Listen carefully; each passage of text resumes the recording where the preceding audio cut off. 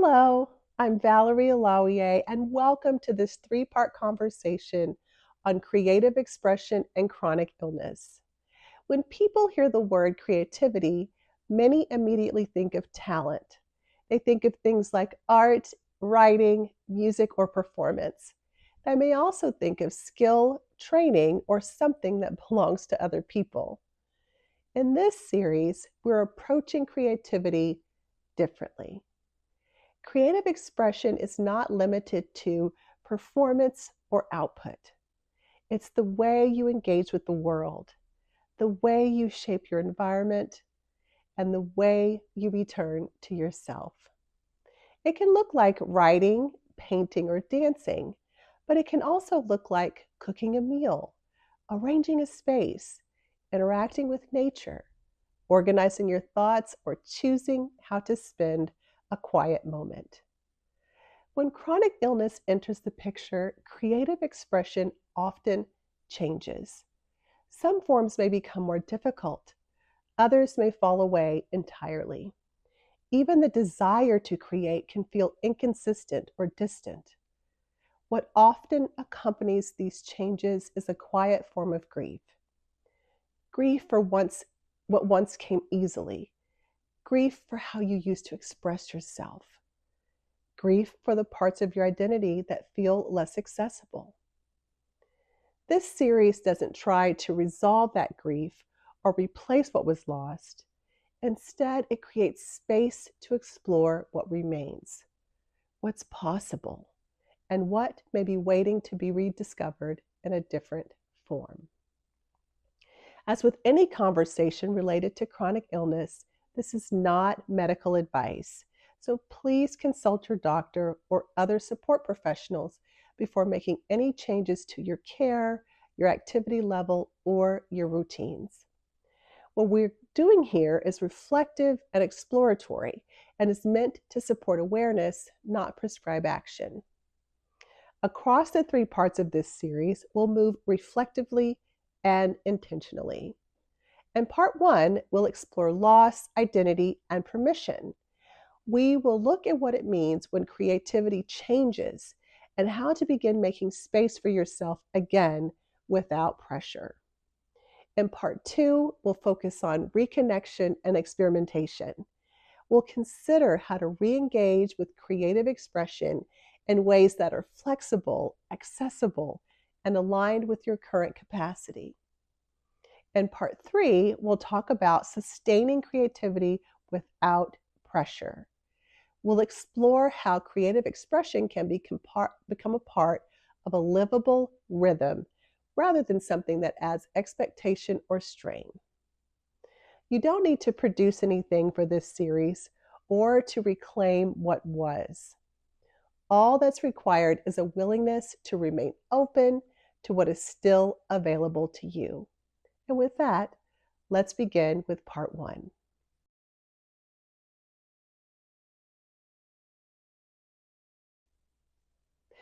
For many people, creative expression is not something they consciously choose. It's something that has always been present in the background or the foreground of their lives. It may have shown up in childhood through music, movement, storytelling, or the way you interacted with the world around you. It may have been something you did with other people or something you did quietly on your own. It may not have been labeled as creativity at the time. It was simply a part of how you existed. Over time, that expression often becomes connected to identity in a way that feels deeply familiar. You know what it feels like to be in that space. You recognize yourself when you're in it. The writer Maya Angelou once said, "You cannot use up creativity. The more you use, the more you have." She was pointing out that creativity is not just about the external output or the production, but the relationship between creativity and self that can be accessed internally. When chronic illness becomes part of your life, that relationship often changes in ways that are both visible and subtle. Some forms of expression may no longer be physically accessible to you in the same way. Movement may require more effort or may feel limited. Activities that require sustained focus may become more difficult when fatigue or cognitive strain is present. Even the ability to begin something creative may feel out of reach, if not impossible. Adding to that complexity, despite these challenges, the desire to create does not always disappear. There can be a gap between what you want to do and what your body or mind can support. That gap can feel frustrating, confusing, and at times disorienting. It can lead to quiet questions about identity that are not always spoken out loud. If I can't do this the way I used to do it, is it still part of who I am? Or if my access to this is inconsistent, does it still belong to me? These questions shape how you relate to yourself over time.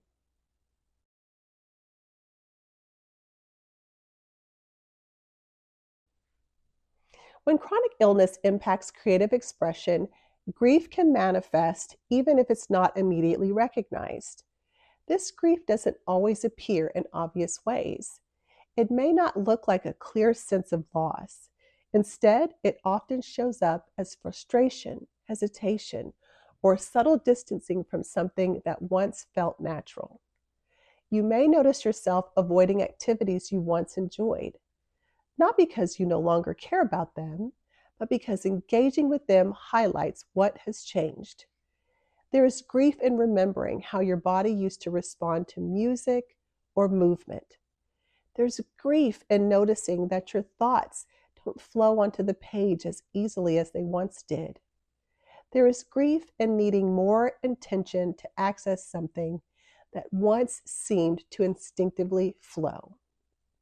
The psychologist Elizabeth Kubler-Ross described grief as a response not only to death, but to any meaningful loss. When creative expression shifts, what is being lost is not just that activity, it's the way of being. And at the same time, this grief is often minimized even internally. It can be easy to tell yourself that it's not significant, especially when compared to other aspects of chronic illness. Yet creative expression is closely tied to identity. And when that connection is disrupted, the impact is real. Acknowledging the impact allows you to respond with greater honesty and care.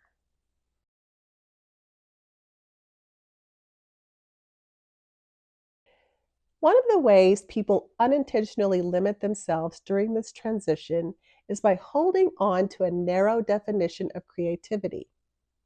If creativity has always been associated with specific activities such as writing, dancing, painting, performing, or competing, it can feel as though losing access to those activities means losing creativity altogether. That interpretation creates unnecessary restriction. Research in the field of art therapy has consistently shown that creative engagement is not dependent on skill or artistic training.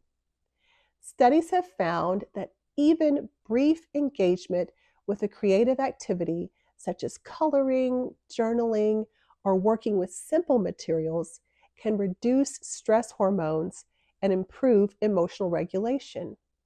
In one widely cited study, participants who engaged in 45 minutes of creative activity showed a measurable decrease in cortisol levels, regardless of their level of artistic experience. What mattered was not the outcome. What mattered was the engagement. Creative expression, then, is not defined by the medium. It's defined by engagement, by curiosity, and by the way you shape the experience. It can be present in traditional forms such as writing and music and visual art. It can also appear in everyday actions such as preparing a meal, arranging a space, selecting textures or colors, or organizing your environment in a way that reflects how you feel.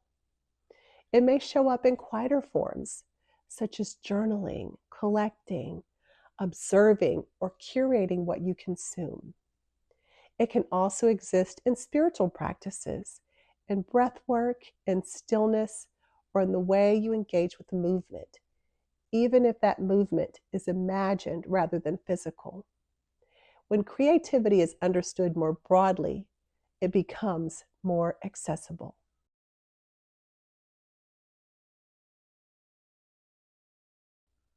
As this understanding begins to shift, one of the most important elements that emerges is permission. Many people carry unspoken expectations about creativity, like it should be consistent, it should be productive, or it should result in something meaningful. When those expectations are present, creative expression can begin to feel like another demand. The artist Pablo Picasso once observed that every child is an artist and that the challenge is remaining one as we grow older. What changes over time is not our capacity for creativity, but the conditions we place on it. Permission changes those conditions. It allows you to engage without needing to complete something. It allows you to explore without needing to justify. It allows you to stop without interpreting that as failure. This becomes especially important when your capacity is variable. If creativity is tied to performance, inconsistency will feel like a problem. If creativity is instead tied to presence, inconsistency becomes part of the rhythm. Permission also creates space for experimentation. You may find yourself returning to familiar forms in new ways. You may discover forms that feel more aligned with your current energy, and you may engage in ways that are quieter, slower, or more internal than before. None of that diminishes the value of the experience.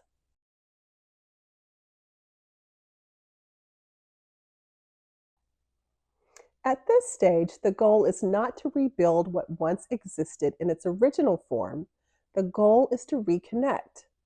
Reconnection often happens in small, almost unnoticeable ways. The choreographer Martha Graham spoke about the importance of honoring the unique expression that exists within each person, describing it as something that must be kept alive through use. That expression doesn't disappear when circumstances change, it adapts. Reconnection may look like listening to music and allowing yourself to mentally move through it, even if your body can't follow in the same way. It may look like writing a few sentences without any expectation of continuation. It may look like engaging with texture, color, or sound in a way that feels grounding. These moments may seem small, but they are meaningful. They represent contact with a part of yourself that is still present. Over time, these small points of contact begin to create familiarity again, not with a past version of yourself, but with a current version that is still learning how to express itself within new parameters. As people begin to reconnect with creativity in this way, it often becomes clear that this is not simply about finding an activity that fits, it's about navigating identity, permission, and change at the same time. This process can feel layered. It can bring up both grief and possibility, sometimes in the same moment. Having a space where you can explore those experiences, where you are not rushing towards an outcome, and where your peace is respected can make a meaningful difference. For some, that kind of space is found through coaching, not to direct you towards a specific outcome, but as a place to be supported while you reconnect and rediscover what feels like you again.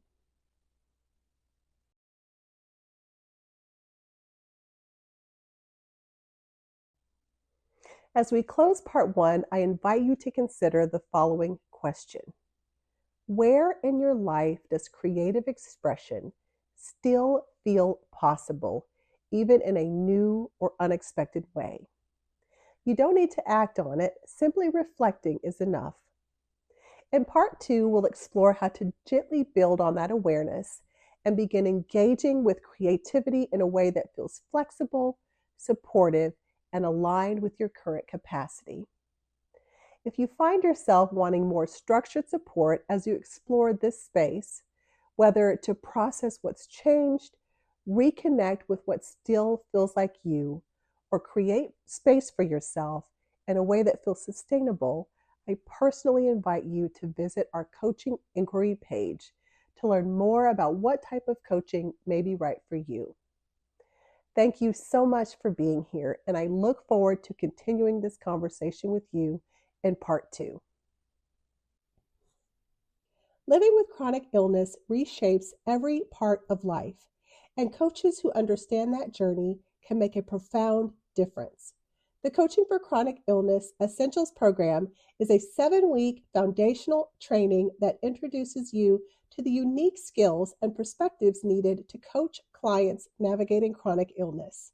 The program is designed in alignment with the International Coaching Federation Code of Ethics and Core Competencies and has been accredited to provide 13 hours of ICF continuing coach education, including 7 hours in core competencies and 6 hours in resource development.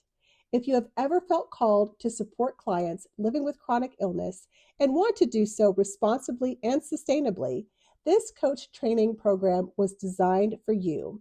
Please visit our website to apply for an upcoming coaching cohort at https://www.coachingforchronicillness.com/CFCI-essentials-registration.